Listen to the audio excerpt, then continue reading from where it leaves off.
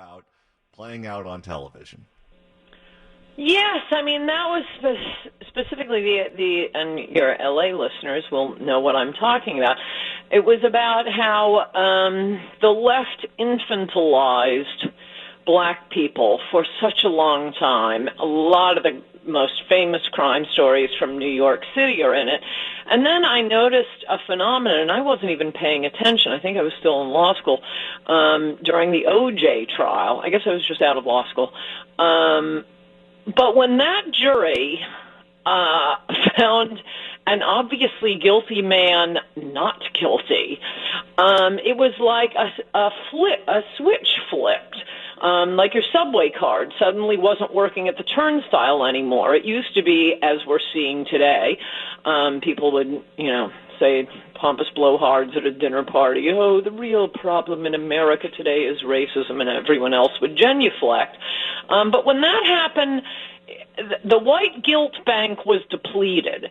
And it was the best thing that ever happened to African Americans. Suddenly they weren't being treated like children anymore. And you saw this just flowering of black talent in writing and on television. I mean, there was always a flowering of black talent in certain fields, but it wasn't, this constant liberal condescension toward black people. I noticed that Obama kind of brought it back. That's why this is the book that came out in 2009. A lot of crime stories and how the crime stories went, including the one that I wrote about last week, the Rodney King case, which, because of the media loves stoking racial fires, particularly close to a presidential election. But because of that video that had been deliberately edited by the TV station in Los Angeles that got it, eliminating the first 13 seconds right before the officers, so they had stopped Rodney King, who had been speeding. He was going 115 miles, 85 in residential areas. He leapt out of his car, was, dancing around, howling at the moon. He had 2 black passengers in the car, something that was rarely mentioned in news accounts. They, when the car finally was stopped, got out of the car, laid on the ground as the police, there were like 5 police cars by then, requested, and a police helicopter. They went home fine without a scratch. But Rodney King, the officers could not subdue. And as the supervising officer said later, he was ecstatic when he found out that the encounter had been tape recorded, because he said this is a great example of how to use escalating force to subdue a dangerous suspect. Everyone, the police and his passengers, thought Rodney King was on angel dust. He was a very large man, and he was behaving insanely, howling at the moon, waving at the police helicopter, talking to himself. None of that was caught on the camera. But even the 13 seconds before they started the very by the book, he'd move, they'd whack him. The TV station cut that 13 seconds, and that was when Rodney King rose, this giant man, and lunged at a police officer. The supervising officer, in order to avoid a fatality that night, when he arrived on the scene, ordered the officers to back up and holster their guns. Each step along the way, he would increase, this was Stacy Kuhn, he would increase the force being used. They shot 2 tasers at Rodney King, no effect whatsoever.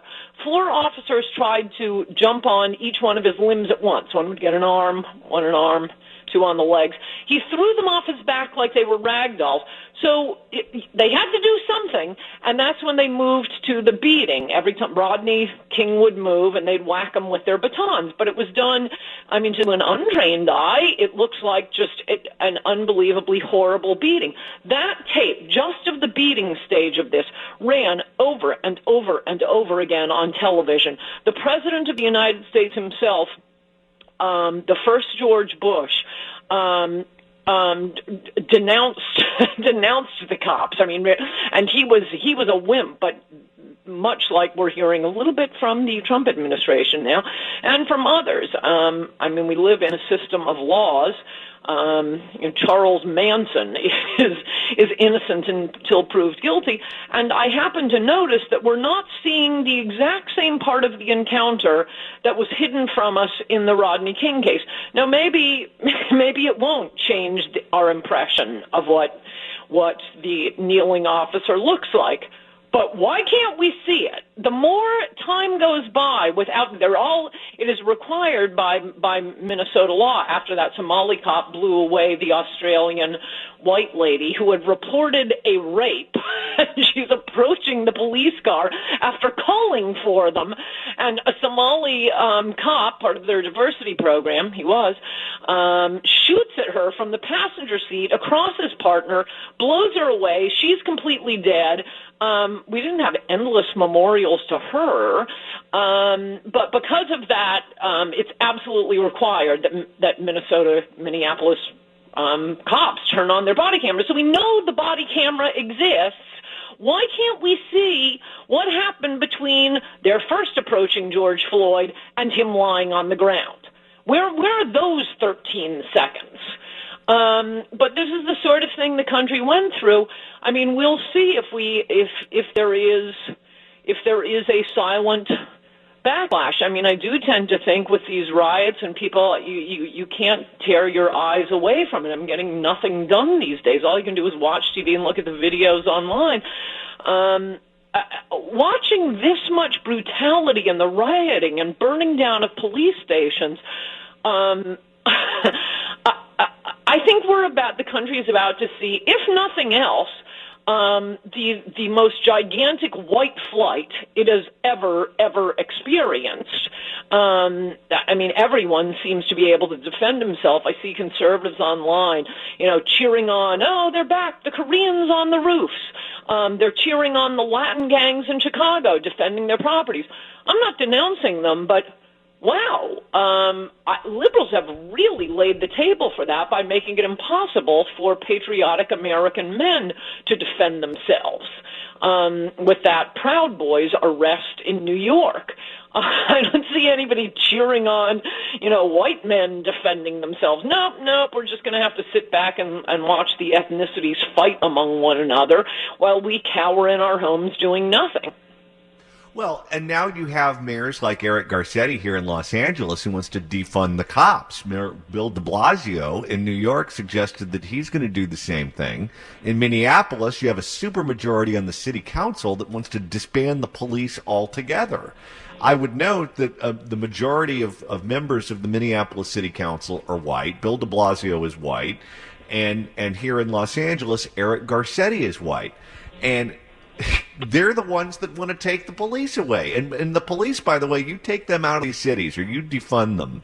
And the communities that are going to suffer the most are the minority communities. Oh, yes. They're the ones even in polls being taken right now.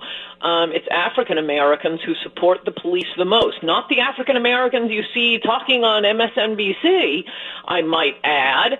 But no, this defund the police it's really hilarious. Buy stock in the phrase "seize on" right now. I notice the media has dropped the once preferred Republicans pounce. Instead of Republicans pouncing on defunding the police, apparently Republicans are now seizing on defunding the police.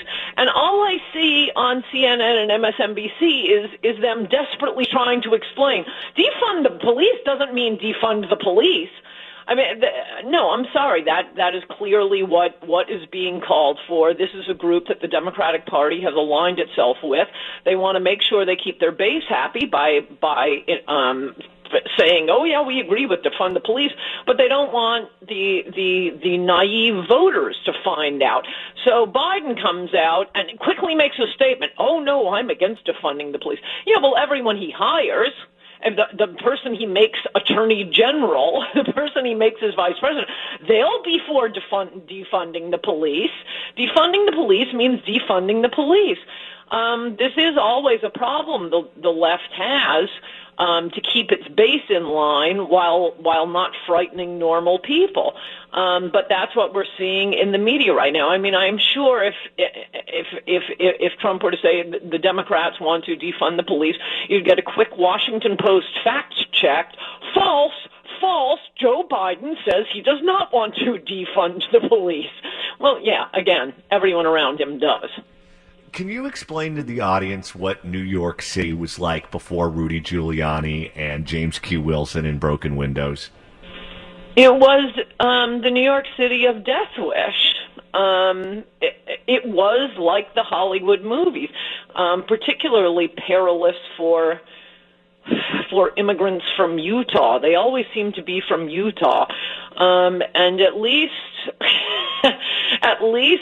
New Yorkers who lived there, I mean, it sucked. You couldn't go for a walk on a nice spring evening without being accosted. And, you know, there were a lot of crazy people. What may not just be a homeless person harassing you. It could be a homeless person with a machete, as happened to that Rockette who was knifed on Central Park West, walking her dog at like 7 a.m, some little chihuahua or something, knifed to death. I remember my first year, I guess when I was a summer associate at Cahill Gordon in New York, law firm there.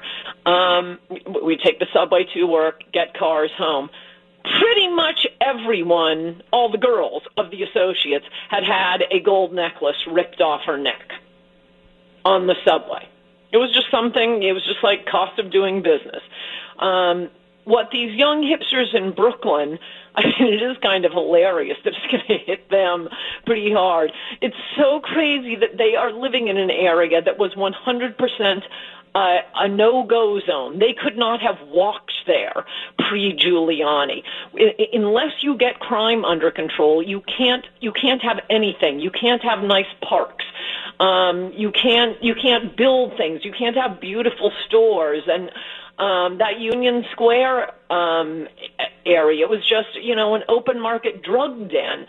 The way Giuliani changed New York and other cities that imitated his methods saved, by the way, thousands of black lives, probably tens of thousands in New York alone. But yeah, I mean, every once in a while, I think maybe this is the left's secret plan to replace African Americans with Hispanics, whom they consider excellent housekeepers and more tractable. Well, you're going to see a huge population shift, I predict. You're going to have people leaving cities. And population is always an accordion, where you have people who live in the cities, then the cities go bad, they move to the suburbs, and they complain about sitting in traffic, going to the office, and oh, look, they put an arena downtown, they put new restaurants downtown, I'm moving back to the city. And it goes back and forth, back and forth, back and forth. Right now, we're living in a time when people are moving, prior to this, people wanted to live in the cities. Yeah. Any city that built a stadium or an arena built it downtown because that's where people want to go. That's where everything is happening. That's where all the action is. That's going to reverse itself now, and people are going to move, especially now that you can work from home for a lot of businesses, a lot of professions. All you need is a laptop and a cell phone. So you're going to have people moving to rural parts of the country and suburbs and resort areas because no one's going to want any part of the cities. Yes, and that poor, sweet lady in Minneapolis, it just makes me cry every time I think of that video. I haven't even watched it for a while. That one whose dollar store was destroyed, and she was crying. It was the first night of the riots when they burned down the police station. She's the one who's going to be hurt. It's not going to be you. It's probably not going to be anybody listening to this radio show. The ones who are so proudly taking a knee or claiming to support Black Lives Matter. You are absolutely right. It is African Americans who are going to suffer the most, and it's just a cruel, cruel thing to do to them. Ann Coulter, thank you so much for stopping by. Always a pleasure. We will make America great again.